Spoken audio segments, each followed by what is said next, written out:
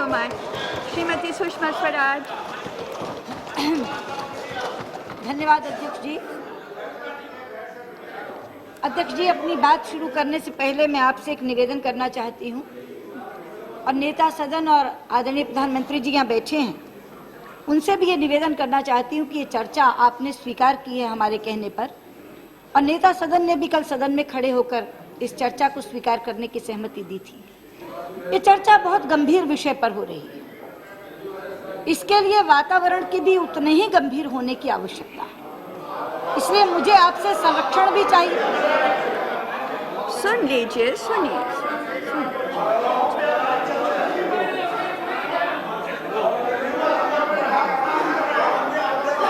Please आप बैठ जाइए, please please. Nothing will go in record. मुझे गंभीर वातावरण चाहिए, इस पर भी इन्हें एतराज है। बैठ जी। मुझे आपका पूर्ण संरक्षण चाहिए अध्यक्ष जी, इस चर्चा की शुरुआत करते समय। ठीक। अध्यक्ष जी, शांत हो जाइए, शांत। आज सदन में प्रधानमंत्री जी के उस वक्तव्य पर चर्चा हो रही है जो उन्होंने 18 मार्च 2011 को इस सदन में दिया था। 17 मार्च को हिंदू अखबार में विकीलीक्स के हवाले से खबर छपी थी कि सन 2008 में विश्वास मत के दौरान सरकार के पक्ष में मतदान करने के लिए बड़े पैमाने पर सांसदों की खरीद फरोख्त हुई, और उसमें यह भी लिखा था कि तत्काल मंत्री के घर उस समय अमेरिकन एम्बेसी में कार्यरत एक पॉलिटिकल काउंसलर ने जाकर पैसों से भरे हुए 2 बड़े बैग देखे, और उन्हें कहा गया कि आप चिंता मत करिए, हम सरकार बचा लेंगे। अध्यक्ष जी, हमारे लिए ये कोई नया रहस्योद्घाटन नहीं है। हमारे लिए ये उस आरोप को पुष्ट करने का मजबूत साक्ष्य है जो आरोप हमने उस समय भी लगाया था। मैं याद दिलाना चाहती हूँ आपको, सन 2008 में आप इसी सरकार में मंत्री थी। भारत अमेरिका परमाणु समझौते को लेकर वाम दलों ने इस सरकार से समर्थन वापस ले लिया था। सरकार संकट में आ गई थी और इसीलिए विश्वास प्रस्ताव लेकर आई थी। उस समय अमेरिका चिंतित था सरकार बचेगी या गिरेगी, और इसीलिए सरकार के प्रबंधक जो सरकार को बचाने की जुगाड़ कर रहे थे, वो अमेरिका की चिंता मिटाने भी लग गए थे। ये घटना उसी समय की है। शांत हो जाइए, शांत हो जाइए। अध्यक्ष जी, ये घटना उसी समय की है। 22 जुलाई को विश्वास मत हुआ। ये केवल 17 जुलाई 2008 का है, जिसका नंबर है 162458 सीक्रेट। ये केवल उस समय के शार्डी अफेयर्स स्टीफन वाइट ने भेजा था, और उस केबल में शांत हो जाइए, शांत। और उस केबल में स्टीफन वाइट ने लिखा था कि हमारे एक पॉलिटिकल काउंसलर सरकार के एक मंत्री के घर गए, और वहां उन्होंने पैसों से भरे 2 बैग देखे, और उनको ये कहा गया कि आप चिंता मत करिए, हम सरकार बचाने में लगे हैं, पैसे की कमी भी नहीं है, चिंता केवल इस बात की है कि कुछ लोग पैसा ले लें और वोट न दें। इस बात की चिंता हम लोग कर रहे हैं, इस बात की चिंता उन लोगों को थी। लेकिन अध्यक्ष जी, इस केबल को प्रधानमंत्री जी ने अपने वक्तव्य में स्पेक्युलेटिव, अनवेरिफाइड और अनवेरिफाइबल कहा है। ये उनका अपना बयान है जिसमें उन्होंने कहा, it is most surprising that speculative, unverified and unverifiable communications should be given dignity. ये 3 शब्द उन्होंने इस्तेमाल किए हैं इस केबल के लिए। इससे पहले कि इन तीनों शब्दों का मैं तार्किक रूप से उत्तर दूं, मैं आपको ध्यान दिलाना चाहती हूँ, पता नहीं आपने देखा या नहीं, परसों एनडीटीवी 24/7 पर एक इंटरव्यू आया था जो एनडीटीवी के एडिटर प्रणय रॉय ने किया था, और उस व्यक्ति के साथ किया था, असांजे के साथ, जिन्होंने इस केबल्स को सार्वजनिक करने का काम किया। बहुत अकाट्य तर्कों के साथ असांजे ने कहा था कि भारत के प्रधानमंत्री ने एक गुमराह करने वाला बयान दिया है।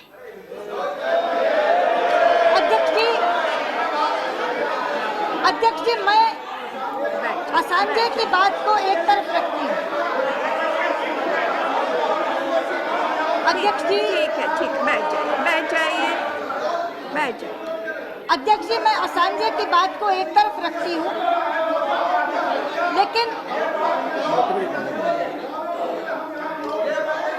लेकिन अपनी ओर से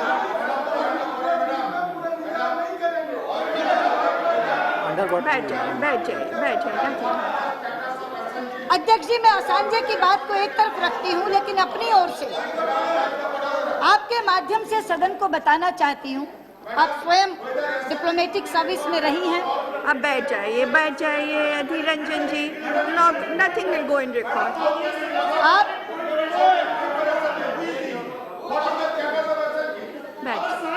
बैठ जाइए। संजय निरुपम जी, आप भी बैठ जाइए।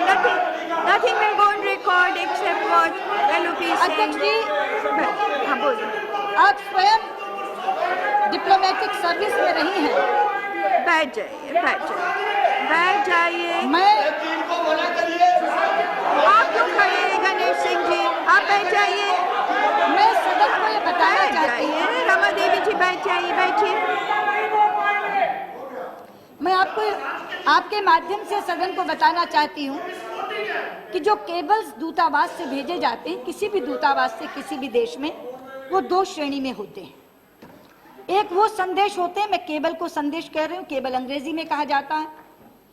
एक वो संदेश होते हैं जो कोई डिप्लोमेट किसी व्यक्ति से बातचीत के आधार पर अपना आकलन बनाकर भेजता है, अपनी असेसमेंट बनाकर भेजता है। वो केबल, वो संदेश विवादित हो सकते हैं। कोई व्यक्ति आपसे बात करने के लिए आया, आपने किसी अंदाजे में बात की, उसने किसी अन्य अंदाज में समझी, और आपके व्यक्तित्व का या आपकी बात के कारण किसी स्थिति का आकलन करके कोई संदेश भेज दिया। दैट कैन बी डिस्प्यूटेड, वो विवादित हो सकता है। लेकिन दूसरी श्रेणी के केबल और संदेश होते हैं जिसमें एक घटना का वर्णन होता है। ये संदेश एक घटना का वर्णन कर रहा है जो उसने स्वयं ने देखी। मैं प्रधानमंत्री जी से पूछना चाहती हूं कि आप इसे स्पेक्युलेटिव कह रहे हैं। आप मुझे ये बताइए कि जिस व्यक्ति ने ये संदेश भेजा, उसकी क्या शत्रुता हो सकती है उस मंत्री के साथ जिसका नाम उसने लिखा? क्या उसकी कोई दुश्मनी थी? और इससे भी बड़ी बात एक और है अध्यक्ष जी, ये केबल कभी भी सार्वजनिक होंगे ये किसी को पता नहीं था। अब आप नाम दिलवाना चाहते हैं, हिंदू पढ़ लीजिए, 17 मार्च का हिंदू पढ़ लीजिए। मैं नाम लेकर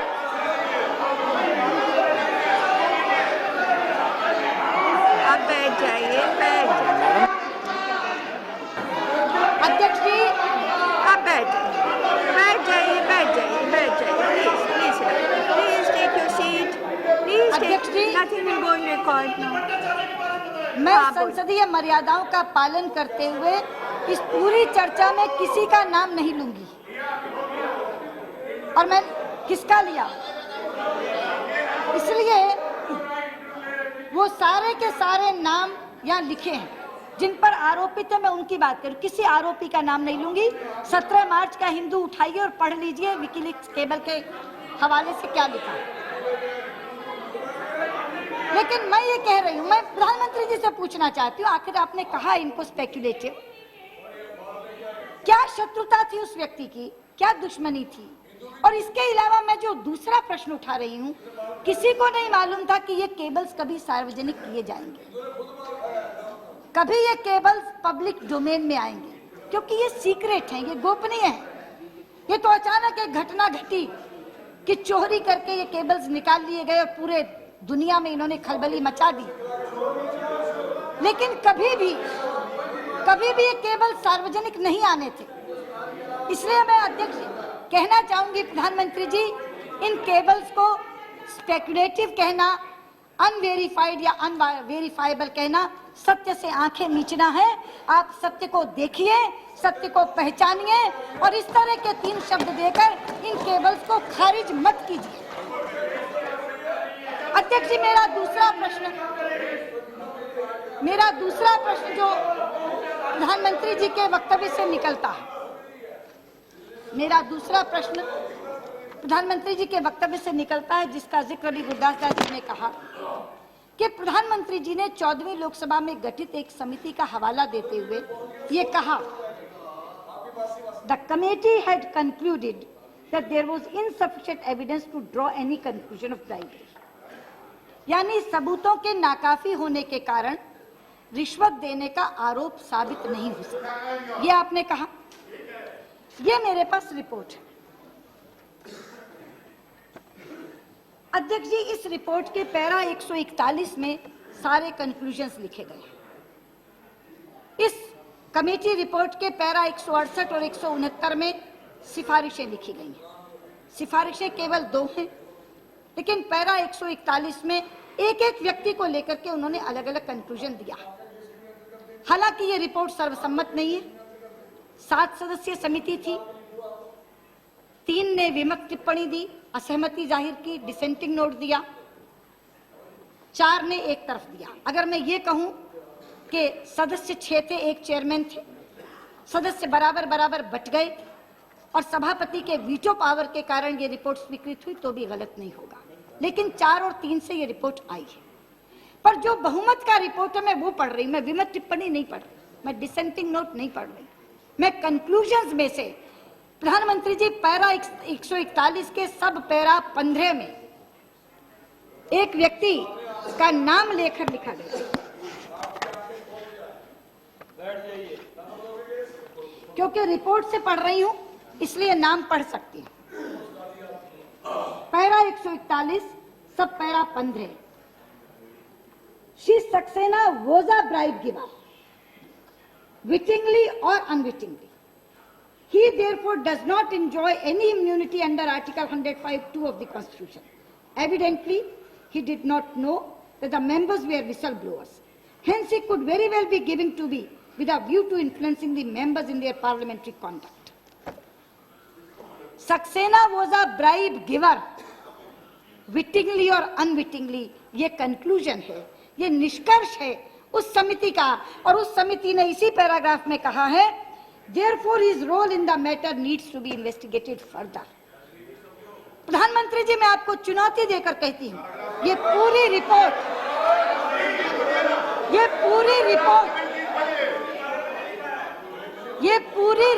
मैं आपको दे दूं।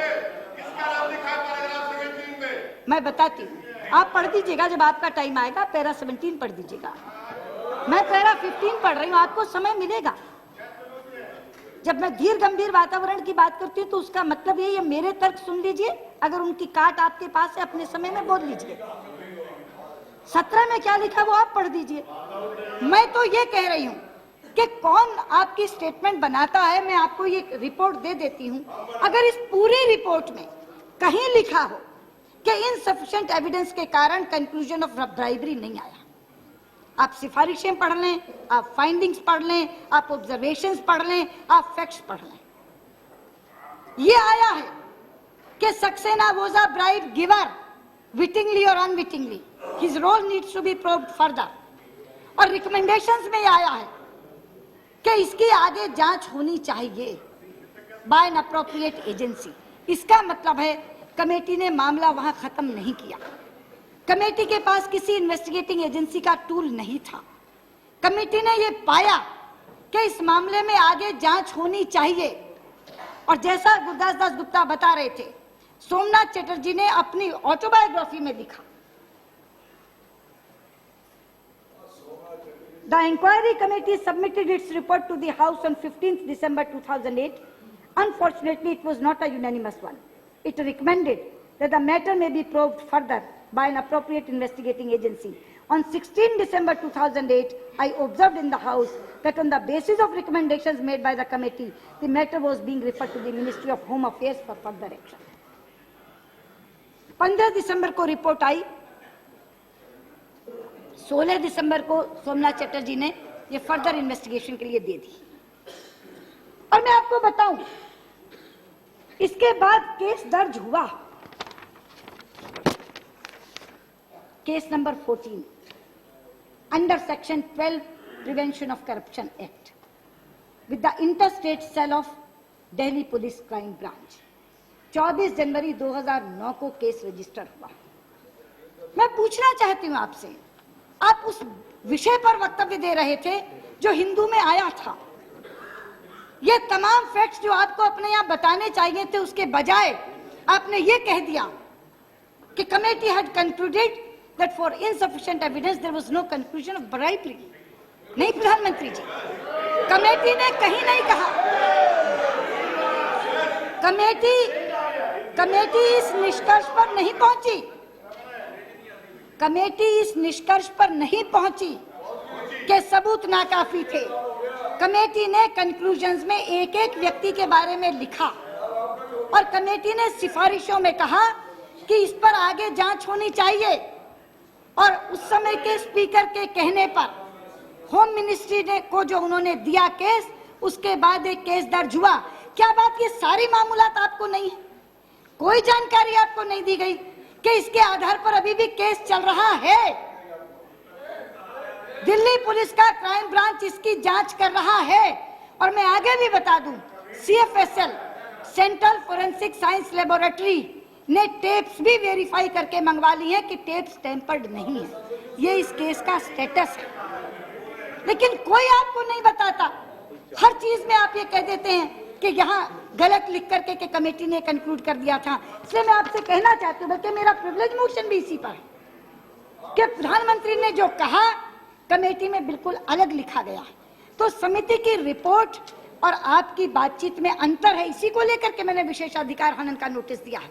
लेकिन मेरी मांग है आपसे कि ये केस कछुए की चाल चल रहा है। 3 साल हो गए होने को आए, लेकिन इस केस में प्रगति नहीं है ज्यादा। एक CFSL की रिपोर्ट आई है। इसलिए जैसा गुरदास दास गुप्ता जी ने कहा, मेरी मांग है आपसे, केवल ये केस CBI को मत दीजिए, बल्कि ये जो विकीलीक्स का खुलासा आया है जिसमें जिन लोगों के नाम हैं, उन नामों को FIR में जुड़वाइए और उसके बाद आप CBI को ये केस सौंपने का काम करें। जब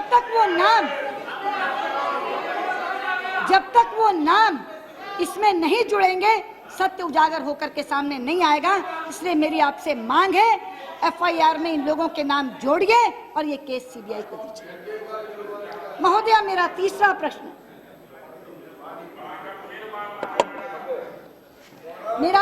प्रश्न जो प्रधानमंत्री जी के वक्तव्य से निकलता है। प्रधानमंत्री जी ने चुनाव में जीत का तर्क देकर अपने आप को बरी करने की कोशिश की है। प्रधानमंत्री जी, अगर आपके इस तर्क को मैं मान लूं तो राजनीति में अपराधीकरण की एक नई नींव पड़ जाएगी। मेरा प्रश्न है आपसे, अगर जनादेश के साथ सारे अपराध समाप्त हो जाते हैं तो गुजरात में गोधरा कांड के बाद गुजरात के मुख्यमंत्री के 2 बार चुनाव जीतने के बाद भी आप उस केस को समाप्त क्यों नहीं करते? 2 बार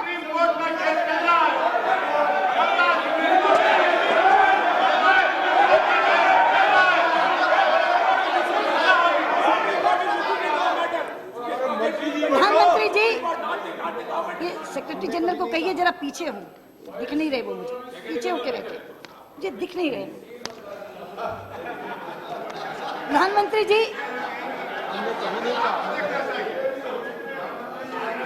मैं आपसे पूछना चाहती हूँ, आपने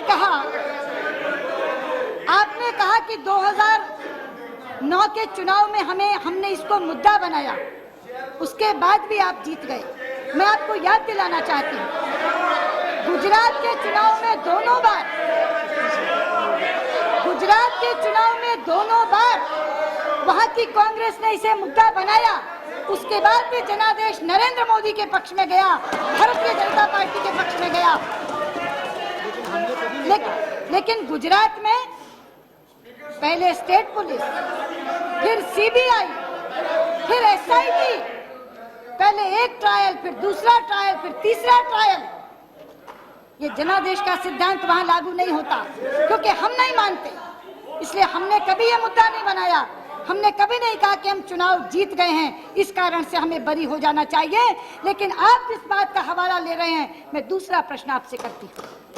84 के दंगों के बाद प्रधानमंत्री जी, क्योंकि हम नहीं मानते, इसलिए हमने कभी ये मुद्दा नहीं बनाया। हमने कभी नहीं कहा कि हम चुनाव जीत गए हैं, इस कारण से हमें बरी हो जाना चाहिए। लेकिन आप जिस बात का हवाला ले रहे हैं, मैं दूसरा प्रश्न आपसे करती हूँ। 84 के दंगों के बाद प्रधानमंत्री जी, कांग्रेस सबसे ज्यादा वोट लेकर जीती थी, सबसे ज्यादा सीट लेकर जीती थी। आज तक कभी कांग्रेस को 400 से ज्यादा सीटें हासिल नहीं हुई थी, लेकिन 84 के दंगों के बाद का जो चुनाव हुआ था, उसमें 400 से ज्यादा सीट लेकर जीती थी। मैं पूछना चाहती हूँ, क्या 400 सीटें लेने के बाद कांग्रेस के ऊपर लगा हुआ सिख दंगों का दाग धुल गया था? क्या वो धब्बा आज तक बरकरार नहीं है? 34 साल बाद जब रिवाड़ी और चिल्लड़ के केस बाहर निकल करके आते हैं, वो धब्बा गहरा होकर के दिखाई देता है। ये कहां से तर्क लाए आप? किसने ये तर्क दिया आपको? ये तर्क नहीं है अध्यक्ष जी, ये तर्क नहीं, कुतर्क है। और हैरान हूं मैं कि आप जब ऐसा तर्क देते हैं तो सत्ता पक्ष के लोग मेजें थपथपाते हैं। आप जब चुनाव में जीत की बात करते हैं, आप अपनी तरफ के लोगों की वाहवाही लूटते हैं, वो भूल जाते हैं। 84 का जवाब दे, मांग रहे हैं इनसे 84 का जवाब। बैठ जाइए, बैठ जाओ, बैठ जाओ।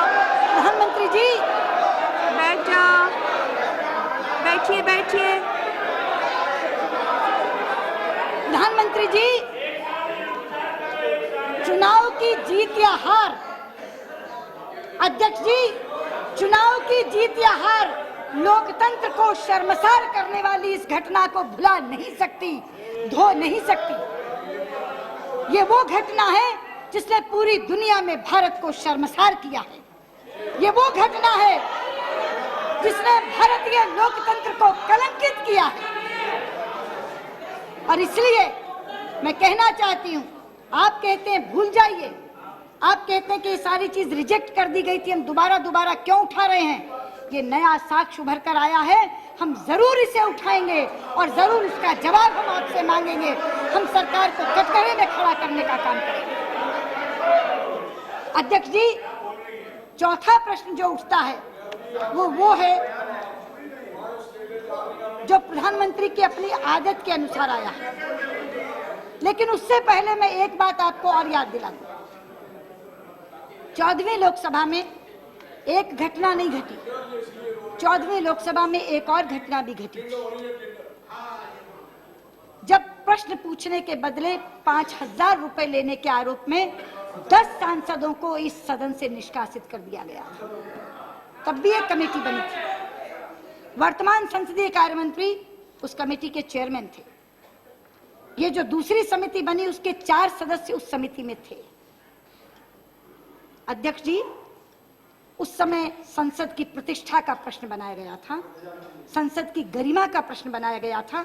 बिना कोई क्रॉस एग्जामिन किए, बिना कोई जुडिशियल प्रक्रिया अपनाए, ये बात कहते हुए कि हम सेल्फ रेगुलेट करेंगे, हम भारत के अंदर भारत की संसद की प्रतिष्ठा पूरे विश्व में कायम करेंगे, ये कहते हुए 10 सांसदों का राजनीतिक भविष्य सील कर दिया गया था।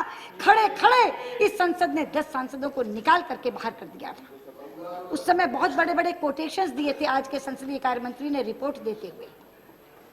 एक टीएस इलियट, मैं याद दिलाना चाहती हूँ, टीएस इलियट उस समय याद नहीं आया जब दूसरी संसदीय समिति आ रही थी। TS Eliot, time present and the time past are both present in the time future and time future contained in the time past. TS Eliot को कोट किया था, पंडित नेहरू की ट्विस्ट विद डेस्टिनी को, और कोट किया था उस रेजोल्यूशन को जो 1997 में जब इस संसद की स्वर्ण जयंती मनाई गई थी तो इस संसद ने पारित किया था। मैं वो रेजोल्यूशन आपको पढ़ के सुनाना चाहती हूँ। ये 1997 का इस संसद का पारित किया हुआ प्रस्ताव है। अध्यक्ष जी, सार्वजनिक जीवन में और अधिक पारदर्शिता, ईमानदारी तथा उत्तरदायित्व सुनिश्चित करने हेतु निरंतर सक्रिय प्रयास शुरू किए जाएं ताकि संसद तथा अन्य विधायी निकायों की स्वतंत्रता, प्राधिकार तथा गरिमा सुनिश्चित और परिवर्धित हो। विशेष रूप से सभी राजनीतिक दल ऐसे सभी कदम उठाएं जिनसे हमारी राजनीति को अपराधीकरण अथवा उनके प्रभावों से मुक्त करने का लक्ष्य प्राप्त किया जा सके। यही संसद का प्रस्ताव। इस संसद में 1900 बहुत सही कहा, ये मैं कह रही हूँ, बहुत सही कहा। 1997 में जिस समय यहाँ 50 वर्ष पूरे हो रहे थे, ये इस संसद का प्रस्ताव है। लेकिन मैं पूछना चाहती हूँ कि जब ये दूसरी समिति चर्चा कर रही थी तो उस समिति ने नोट देने को नहीं, नोट दिखाने को अपराधी माना। उस समिति ने ब्राइब गिवर्स को नहीं, विसल ब्लोअर्स की भर्त्सना की। मैं पूछना चाहती हूँ, उस संसद की दृष्टि बदल क्यों गई थी? 5,000 रुपए लेने के आरोप में जो संसद 10 लोगों को निकालकर बाहर करती है, वो संसद करोड़ों रुपए खर्च करने के बाद सरकार को बचाने वाले कांड के ऊपर पर्दा डालने का काम करती है। और ये नहीं, बाद में सोमनाथ जी ने लिखा कि 27 केसेस उनके सामने आए। जिन दलों ने क्रॉस वोटिंग की थी, जिन सांसदों ने, उन सांसदों के दलों ने पिटीशंस फाइल की। 27 केस सुने सोमनाथ चटर्जी ने और 9 केस उसमें से पाए जिनको बाहर करने की बात हुई। मैं पूछना चाहती हूँ, ये तो ओपन एंड शट केस था, इसके बारे में पूछने की क्या जरूरत है, जानने की क्या जरूरत है? लेकिन उस पर जिस तरह से पर्दा डाला गया, मैं उसकी बात कर रही हूँ। ये वही संसद है, 14वीं लोकसभा, एक तरफ 5,000 रुपए के आरोप में 10 सांसदों को निकालती है और दूसरी तरफ करोड़ों रुपए खर्च करके अपनी सरकार बचाने वाली सरकार को बचाने वाली। अध्यक्ष जी,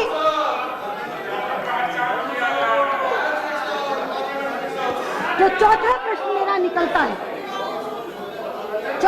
मेरा निकलता है प्रधानमंत्री जी के वक्तव्य के अंतिम पैराग्राफ में से। प्रधानमंत्री कहते हैं, I wish to make it clear that no one from the Congress party or the government indulged in any unlawful act during the trust vote during July 2008। ये प्रधानमंत्री की आदत है। मुझे कुछ पता नहीं, मुझे जानकारी नहीं थी, मेरे लोगों ने कुछ नहीं किया, ना मेरी पार्टी ने कुछ किया, ना मेरी सरकार ने कुछ किया। अध्यक्ष जी, मैं पूछना चाहती हूँ, अगर आपकी पार्टी और आपके लोगों ने नहीं किया तो किसने किया? इस पूरे अध्यक्ष जी,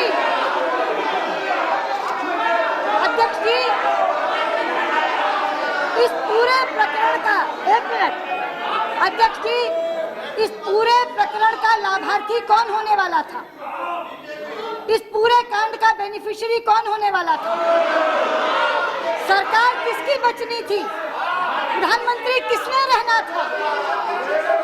मैं प्रधानमंत्री जी से कहना चाहती हूँ, प्रधानमंत्री जी, जो लोग काम कर रहे थे,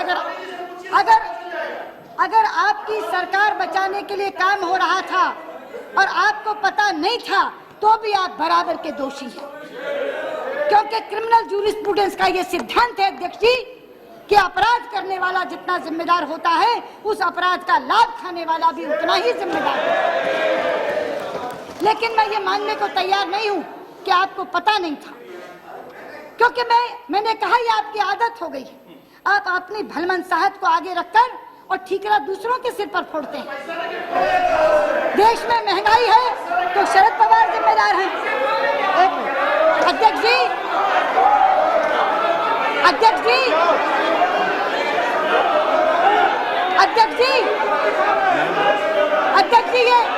ये आदत है। अगर देश में महंगाई है तो शरद पवार जिम्मेदार हैं, 2G स्पेक्ट्रम का आवंटन है तो राजा जिम्मेदार है, CWG का घोटाला है तो कलमाड़ी जिम्मेदार है। मुझे कुछ नहीं पता, मैं बिल्कुल पाक और साफ हूं, मुझे कुछ नहीं पता, मुझे कोई जानकारी नहीं है, और अगर मेरी कोई जानकारी है तो मेरी गठबंधन की मजबूरी है। प्रधानमंत्री प्रेस कॉन्फ्रेंस में कहते हैं कि मैं गुनहगार तो हूं, मगर इतना बड़ा नहीं जितना लोग दिखाते हैं, थोड़ा मोटा गुनाह नहीं। मैं कहना चाहती हूँ प्रधानमंत्री जी, अब लोग She is पिछले 7 साल में She is. पिछले 7 साल में अध्यक्ष जी लोग ये सुन सुनकर आघा गए हैं। मैं कहना चाहती हूँ मुखिया आप हैं और इसलिए जवाबदेही आपकी बनती है। आप दूसरों के सिर ठीकरा फोड़ के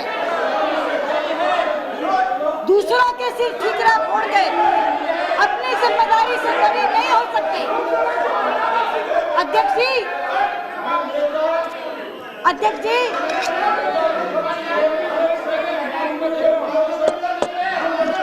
Nothing. अध्यक्ष जी अभी बैठ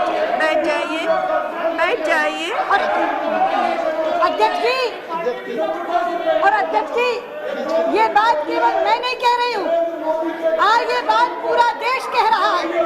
अब लोग पूछने लगे हैं कि आखिर अगर आपको पता नहीं तो आप प्रधानमंत्री क्यों बने हुए हैं। मैं दूर की बात नहीं करती। अध्यक्ष जी आप बैठाइए उनको, आप बैठिए। अध्यक्ष जी आप बैठ जाइए। अध्यक्ष जी अध्यक्ष जी हाँ बोलिए। ये बात मैं नहीं कह रही हूँ अकेले। Nothing else will go in record. मैं विपक्ष में बैठी हूँ। आप सोच सकते हैं कि मैं आलोचना करूंगी, लेकिन अध्यक्ष जी आज पूरा देश ये सवाल प्रधानमंत्री जी से पूछ रहा है। बैठ जाइए। All this will not go in record. अध्यक्ष जी बैठ जाइए। अध्यक्ष जी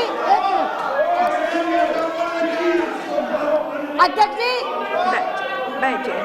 अध्यक्ष जी ये मैं अब लेखक लेख लिख रहे हैं, सवाल पूछ रहे हैं, आर्टिकल्स आ रहे हैं। ये आज का दैनिक भास्कर है, इसमें एक लेख लिखा है। आज भाजपा ने नहीं लिखा, एक बहुत बड़े समाजवादी चिंतक ने लिखा है। मैं राज बब्बर जी को बता दूं, आपकी चिंतन धारा वाले ने लिखा है और आप उन्हें अच्छे से जानते हैं, जिसका शीर्षक ही है इस कदर क्यों है बेखबर।